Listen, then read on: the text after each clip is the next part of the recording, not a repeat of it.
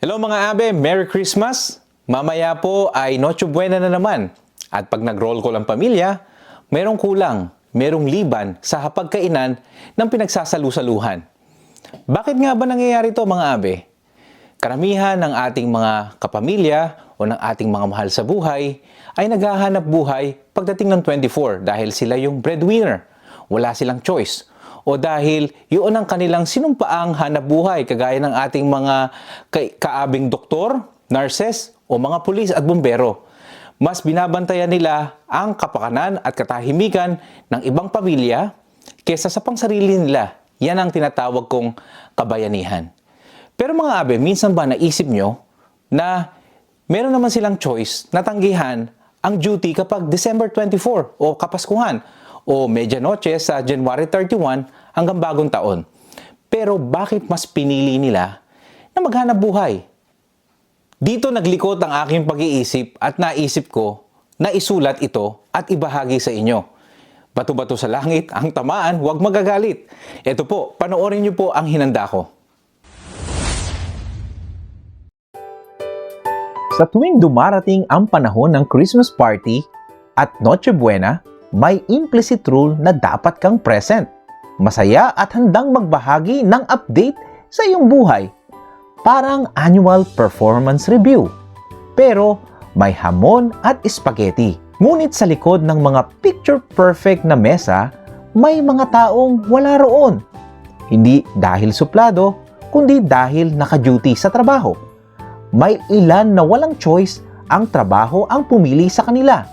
May iba namang kusang nag-volunteer, nag-overtime, at nagpapakabayani. Pero hindi para sa kumpanya, kundi para sa sariling kapayapaan. Sa mga reunion kasi, hindi ka lang kakain, i-interviewin ka rin. May mga kamag-anak na parang detective sa teleserye. May paunang tanong, may follow-up, at may konklusyon kahit kulang ang ebidensya. Single ka pa? Kapag oo, bakit? Kapag hindi, kailan kasal? At bago ka pa makakuha ng malutong na Shanghai, may life assessment ka na. At ang dessert, ito ang paborito. Comparison sa pinsan mong mas bata pero mas successful sa'yo. Ayon sa standards na sila rin ang nakaimbento. May mga taong mas piniling magtrabaho. Sa opisina kasi, malinaw ang expectations. Gawin mo ang trabaho mo at ayun, punch out, uwi, layas, tulog. Walang nagtatanong kung bakit wala ka pang anak o kung kailan ka yayaman. Ang KPI mo ay output, hindi marital status. At ang boss mo, hindi interesado sa love life mong mas cheesy pa sa queso de bola. At minsan, iyon ang tunay na Christmas miracle. Nakakatawa, kasi sinasabi nating ang Pasko ay panahon ng pagmamahalan.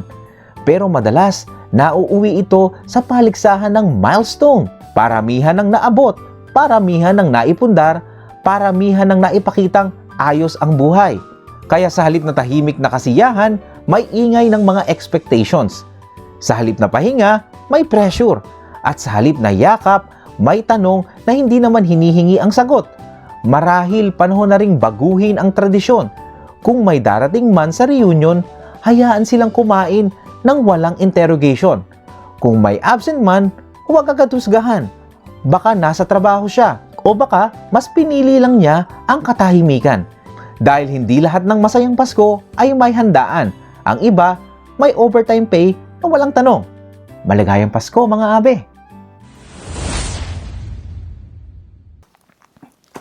O mga abe, mamaya kapag ka may liban o may absent sa mesa ng Noche Buena, bago nyo sila tanungin o ay ibang tao, tanungin nyo muna ang inyong mga sarili o ating mga sarili.